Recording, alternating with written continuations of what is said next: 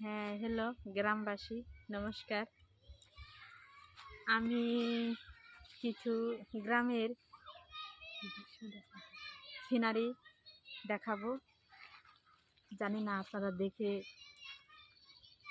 আমরা পেঁপে চারা লাগাচ্ছি এবং বেগুন করছি এবং কাঁঠাল গাছ আছে, আম গাছ আছে। এগুলো আমরা প্রতি বছরেই পাই এবং আমরা খাই, আমাদের আত্মীয় স্বজনরা খায়, প্রতিবেশীরা আসে। এখানে গরমের দিনে অনেক ঠান্ডা বাতাস, মানুষ এখানে অনেক আসে, আইসা অনেক বাতাসের কাছে বসে, গাছের নিচে বসে অনেক আনন্দ পায়, তৃপ্তি পায়। ঠান্ডা বাতাস, এমন একটা এরকম একটা গরম, কি যে অবস্থা।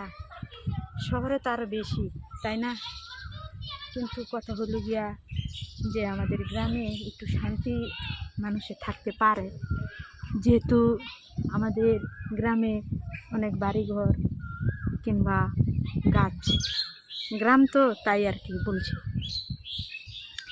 গ্রামে একটু শান্তি আর কি।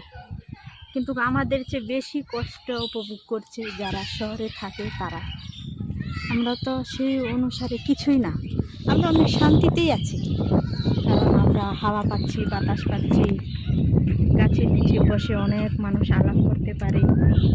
আরেকটা কথা, রাত্রিবেলা তো অবশ্যই কারেন্ট থাকে না, কি যে অবস্থা। আমরা রাত্রিবেলা বের হয়ে যাই, ঘর থেকে বের হয়ে আমরা ওই গাছের নিচে বসে অনেকজন গল্প খুশ করি, এমনি করি আর কি। তখন 2-3 ঘন্টা চলে যায়, তারপরে কারেন্ট আসলে আমরা তখন বাড়িতে যাই। বাড়িতে গিয়ে ঘরে যখন ঢুকি তখন মনে হয় বাপরে কি যে একটা গরম, অস্থির মনে হয়। যদি দিন থাকতো তাহলে গাছের নিচেই রাতটা পার করে দিতাম, কেমন, তাই না? আমার কাছে অনেক ভালো লাগে গ্রাম। আমি কিন্তু গ্রামের মানুষ, আবার আপনারা মনে করবেন না যে আমি শহরে, আমি গ্রামে থাকি, কিন্তু আমি গ্রাম অনেক পছন্দ করি। কিছু নাকি মনে করে যাত্রা তাহলে সন্ধ্যা প্রায় হচ্ছে।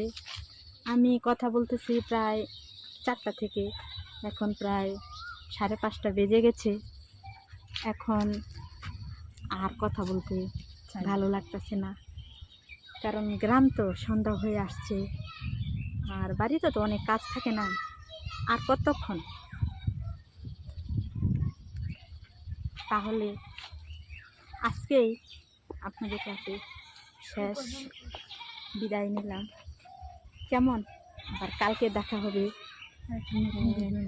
একটা নতুন ভিডিও নিয়ে আমি আসবো, কথা বলবো। কালকে 4টা থেকে শুরু করব। সমাপ্ত। সবাইকে নমস্কার। কেমন লাগলো আমাকে জানাবেন।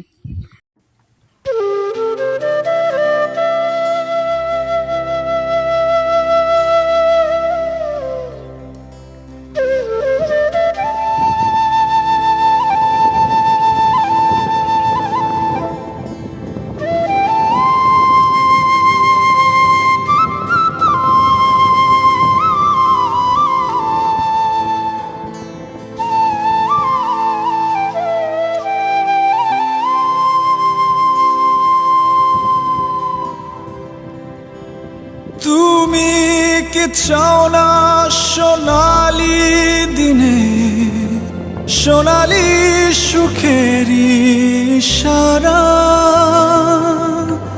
কাটার আঘাত ভুলে তুমি এসো এই ফুলেরই কাছে।